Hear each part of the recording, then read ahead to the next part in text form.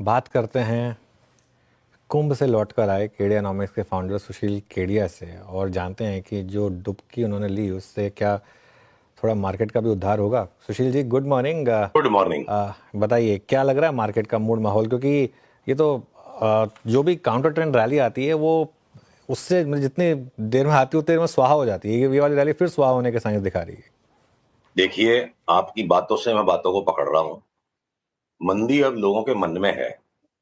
1000 point की Nifty में up move I और 500 पॉइंट निफ्टी ऊपर से गिरा है।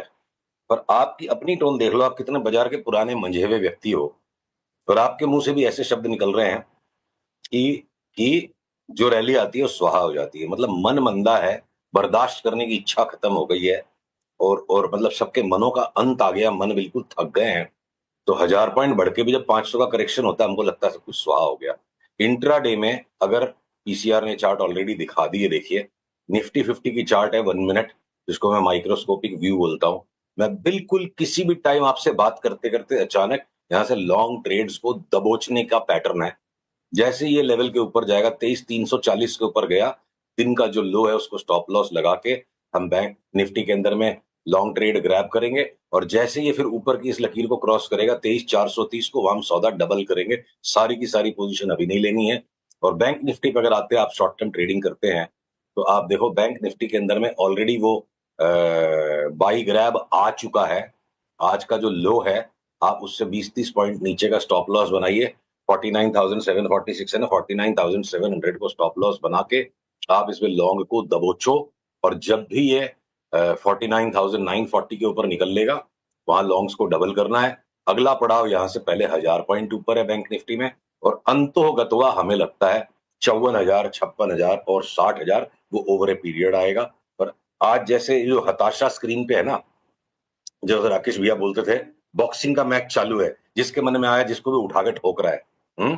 तो मतलब अच्छी खबर आ गई, केजरीवाल हार गया, बीजेपी जीत गई, बाजार नीचे। टैक्स कट आ गया, बाजार नीचे। रेट कट आ गया, बाजार नीचे। और बिना किसी वजह के पहले 1000 पॉइंट घटे। तो मतलब ये सब सेंटीमेंट पे चल रहा है इस वक्त बाजार। और सेंटीमेंट का मुझे एक्सट्रीम दिखता है वेरी शॉर्ट रन में। I am calling bottom. अंततोगत्वा और एक और शब्द आपने एक ही लाइन में यूज़ कर दिए, काफ़ी इंटरेस्टिंग था। अच्छा, एक बात बताइए, यहाँ पर एक स्टॉक स्पेसिफिक का कहाँ पर आपको सबसे ज़्यादा इंटरेस्टिंग चार्ट्स दिख रहे हैं? कुछ है क्या चार्ट्स जहाँ पर आपको लग रहा है कि बस यहीं पे इनको दबोच लिया जाए? अनुज जी, मेरी एक गुजारिश है, जब बाजार में चारों तरफ इस तरह का आक्रमण सा मचा हुआ है ना, हाय तौबा मची हुई है, स्टॉक स्पेसिफिक जाने के पहले एक बहुत बड़ी कैटेगरी को देखते हैं, जो भी बाजार में एक नया नैरेटिव चल रहा है। लास्ट बीते 2-3 दिनों से बहुत गोल्ड। कोलाहल मचा हुआ है कि स्मॉल कैप्स अंडर परफॉर्म करेंगे। तो मेरी पीसीआर से अनुरोध है, इसे एक चार्ट को दिखाएं जिसे हम इंटरनली कहते हैं flight to adventure index. PCR से अनुरोध है, कृपया इस चार्ट को दिखाएं। बहुत महत्वपूर्ण चार्ट है आज के परिप्रेक्ष्य में।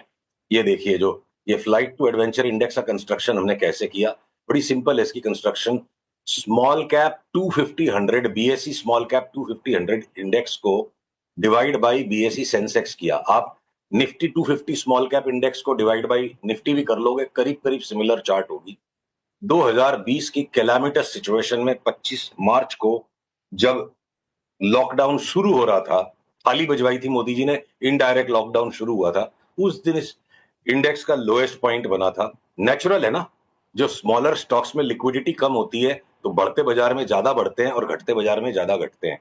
तो एडवेंचर जो बाजार का है, रिस्क है तो इश्क है, जो लाइन बड़ी इमोर्टल सी हो गई, उसका मेजरमेंट अगर कोई है तो मुझे लगता है वो इस इंडेक्स से। वो एडवांस डिक्लाइन के इंडिकेटर्स यूजलेस हो चुके हैं, बहुत ज्यादा लोग चार्ट देखने लगे हैं। तो एक लेग आया, पहला लेग आया विस्मय का, जो 21 जून 2021 को टॉप आउट हुई। और वो आश्चर्य के भीतर भीतर वो बाजार बढ़ गया कि लॉकडाउन लॉकडाउन के अंदर इतनी तेजी आ गई। उसके बाद जब लोग कन्विंस हुए, बाजार साइडवेज चला गया। और उसके बाद ये तीसरा फेज आया इसका, जहां खूब दबा के सबने पैसे कमाए 2024 की फरवरी तक। और उसके बाद ये जो हाईएस्ट पॉइंट आया, वो हमारे हिसाब से इरेगुलर बी वेव है। अब यहाँ पे एक फाइनल बॉटम बन रहा है इस पैनिक में, और इसको हम आज अगले मंगलवार तक आपको कंफर्म करेंगे। ये हम इसको दबोचने में इंटरेस्टेड हैं। और अगले फेज में, जो यूफोरिया का फेज में, 2025 को मार्केट की यूफोरिया और शायद 5 साल से चलती हुई तेजी के फाइनल टॉप का फेज कॉल कर रहा हूं, जिसमें स्मॉल कैप 250 इंडेक्स भी 25% सेंसेक्स से ज्यादा परफॉर्मेंस दे जाएगी। 7.92 वाली अगर 10.14 तक हमारी प्रोजेक्शन काम कर जाती है, इसका मतलब small cap index 25% out perform कर जाएगी। और अगर सेंसेक्स पे हमने जो 1 लाख की फोरकास्ट निकाली है, तो मतलब 55-60% की तो सिर्फ स्मॉल कैप इंडेक्स में बढ़त आएगी। यानी डबल होने वाले और 3 गुना होने वाले बहुत बड़ी संख्या में शेयर्स मिलेंगे। इस भय के वातावरण में जहां आपने कहा कि पैसा और हिम्मत दोनों टूट गया, तो मैं अपनी बात को एक बार समेटूंगा। हिम्मते मर्दा मर्दे खुदा। यहाँ हिम्मत करने वाला पैसा कमाएगा। कुछ नहीं हुआ है बाजार को जिसके लिए इतनी हिम्मत तोड़ी जाए। अगर ट्रंप खैर ट्रंप नहीं ट्रैफिक नहीं, टैरिफ बढ़ा रहे हाँ हैं स्टील पे, तो मोदी जी भी हमारे स्टील स्टॉक्स का फायदा हो जाएगा, टैरिफ बढ़ा लेंगे हमारे नहीं नहीं, वो मैं समझ गया, वो मैं समझ गया आपकी बात। खैर एनीवे, अगले सवाल पर आऊँ उससे पहले एक बार मार्केट को रीलुक करते हैं। निफ्टी अब 100 पॉइंट से ज़्यादा नीचे है, 23,270 पर। और वीरू, मिड कैप इंडेक्स देखिए अब 2% से ज़्यादा नीचे, एडवांस डिक्लाइन 1:8 का काफ़ी ख़राब हो गया इस समय। वीरू, चलिए वीरू, आपका सवाल। जी हाँ, मार्केट से डे लो निफ्टी बैंक 49,628। अच्छा सुशील जी, आज अदानी ग्रुप के स्टॉक्स में मूव स्ट्रांग है। अदानी एंटरप्राइजेस को देखिए 3% ऊपर, अदानी ग्रीन्स को देखिए 2% ऊपर। आपका व्यू अदानी ग्रुप के स्टॉक्स पे, जिसमें से कोई जिस पे आपका कंस्ट्रक्टिव व्यू हो? देखिए, हम इन स्टॉक्स के अंदर ना नॉइज बहुत ज्यादा है, इसमें आसान नहीं है इस वक्त यहीं के यहीं कमा के निकल जाना। तो अगर स्क्रीन पे मैं आपके चार्ट दिखा सकूं, मैं अडानी इंटरप्राइजेस पे ट्रेंड रिवर्सल को कॉल फॉर कर पाऊंगा as a technician, as a भाव बेस्ड प्लेयर। 2475 के ऊपर जब निकले, तब इसके अंदर में एक सिक्योर ट्रेड बनता है। और अगर मैं अडानी पोर्ट्स पे चलता हूं, तो जिसकी चार्ट ज्यादा स्पष्ट है, आप ये देखो अडानी पोर्ट्स की चार्ट पे, अडानी पोर्ट्स की चार्ट पे, सॉरी ये पीएससी वाली आ गई, इसमें लिक्विडिटी नहीं है। रुकिए, अडानी पोर्ट्स स्पेशल फ्यूचर्स, हाँ ये देखो अडानी पोर्ट्स के अंदर में जब ये 1182 के ऊपर निकल लेगा, तो हम इसको 1800 तक की तेजी के लिए खेलेंगे। तो हो सकता है वो ट्रिगर 1-2 दिन में आ जाए, जब आएगा तब हम उस पर दांव लगाएंगे। अभी फिलहाल प्रीएम्प्टिव बात नहीं करेंगे। बहुत करीब है हम उस ब्रेकआउट पॉइंट के, ब्रेकआउट आ जाएंगे तो बड़ी तेजी बन जाएगी।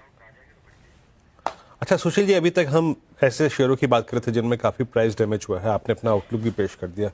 कुछ शेयर जो मजबूत रहे हैं अब तक, उन पर आपका टेक क्या है? जैसे कोटक महिंद्रा बैंक, जैसे भारतीय एयरटेल, इन दो पर अपना व्यू दीजिएगा। कोटक महिंद्रा बैंक हमें लगता है फंसने का काम है। रकम लिमिटेड है और ब्रेन 1200 से 1300 ग्राम के बीच में ही है, सबकी ज्यादा वेरिएशन नहीं है। सबकी मेंटल बैंडविड्थ की एक लिमिट है। हमने अपने निवेशकों को ये सलाह दी है कि कोटक महिंद्रा कोई 2040-50 तक चला गया तो चला गया, बाकी इसके पैटर्न बिल्कुल फंसाने वाले, उलझाने वाले लगते हैं। तो हम कोटक महिंद्रा बैंक से कुश्ती नहीं लड़ेंगे। हमें बैंक्स के अंदर में बड़ी तेजी लगती है। पीएसयू बैंक्स में एसबीआई यहाँ से 30% बढ़ जाए, तो मेरे को शॉर्ट टर्म ट्रेडिंग में एसबीआई लेना है। कूट पीट करके तबाह कर दिया गया इंडसइंड बैंक, अभी भी यहाँ से 25% बढ़ जाए। बिल्कुल पटक दिया गया है जो एक्सिस बैंक, अगर वो यहाँ से 30% रिबाउंड दे जाए। या मैं bank of Baroda, Punjab national bank और दुनिया भर के बाकी आईओबी, यूओबी, इनमें दांव लगाऊं, या मैं स्मॉल फाइनेंस बैंक्स में लगाऊं। तो मेरे को ICICI bank, HDFC bank, Kotak Mahindra bank, इनको सिर्फ हसरत भरी निगाहों से देखेंगे, पैसे नहीं लगाएंगे इनमें। ये हमारा व्यू है। बाकी लोग हो सकता है हमारे से बेटर जानते हो, वो हो सकता है कोटक में कमा लेंगे, हमको नहीं कमाना कोटक में।